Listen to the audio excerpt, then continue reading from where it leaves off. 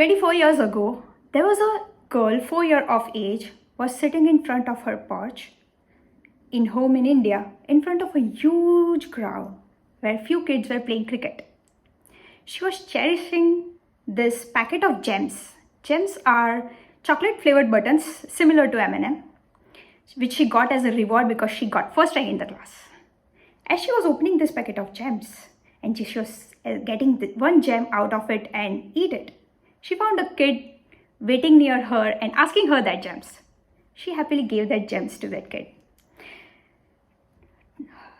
Trying hard to find another gem, she realized that she was surrounded by so many kids asking for gems. She started giving gem to each kid till all the kids got their gems and they went back to playing cricket. Her mom was observing her as she was sharing these gems with all the kids around. And finally she thought, okay, finally I'll get to enjoy my reward. She started to look in the packet and trying to get the gems out. Little 4-year-old girl innocently looked at her mom, smiled and said, "Mom, all over." This is the childhood story which my mom told me many times, that we never taught you how you have to be helpful to people or share with people, but that exists in your core. Until a few years back, I think I was this kind of person, always wanting to help people, and that is something which is in my core. Till I realized the fact that the amount or the extent of help I want to do to people, I'm not able to do that. I don't know why. I found myself that I'm busy all the time. When I analyzed that what is wrong with me, even with the best intentions for me to help people, I realized 4 things. First, I felt I'm being responsible for everyone around me. I'm responsible for their happiness. I used to do the things that made them happy. Second, I said yes every time.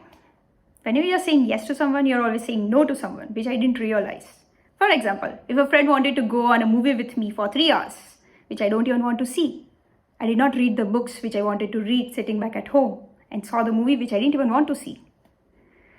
Third, are you that kind of person who uses their battery at 10% till it dies? I do that. Till I remember that you have to wear your own oxygen mask first and breathe correctly. That's not that you don't love and care for others. You are taking care of your own self to be able to help others.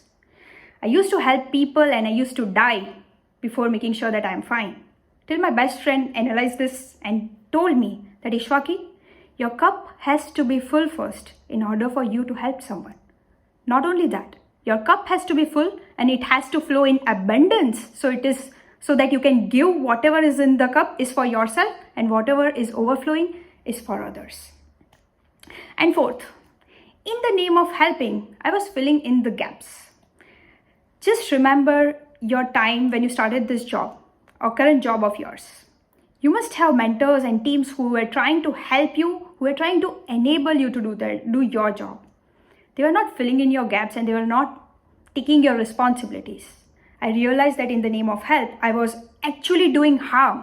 I was actually making people dependent and making them handicapped. I was not actually helping them. If I really care for someone, I need to enable them and become independent. So as I realized all these things, I decided that I want to be selfish. First, I'm only responsible for myself and no one else, and people who care for me should be able to accept this fact and respect me for that. Second, I have to say yes to myself and say no to everything else. Third, I have to make sure that I wear my own oxygen mask and my cup is full and is overflowing if I want to help others. And fourth, I'm enabling people, I'm not filling in their gaps. Now, as I started to realize this all things and started to put a boundary around me, there were people who made me feel guilty. And whenever these people came to be telling me that I changed or I became selfish, I had to tell them, hey, stay away. If you feel your need to be okay or right above my need to take my own space and create my own vibe to flourish and be the person who I want to be, then I'm really sorry. I really love you and care for you, but I'm afraid to tell you that I have to let you go.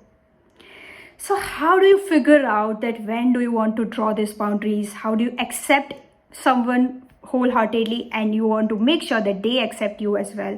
How do you know when to say no and when to wear your oxygen mask? And when you're wearing your oxygen mask, you're not being selfish, you're actually caring for them and you're being capable enough to help them. Two things. One, be still and know. Today is my 113th day at meditation, and I can't emphasize more on the fact that you really need to be with yourself. Every answers that you are looking for are not on Google. They are lying within you. No one better than you can tell you what you need.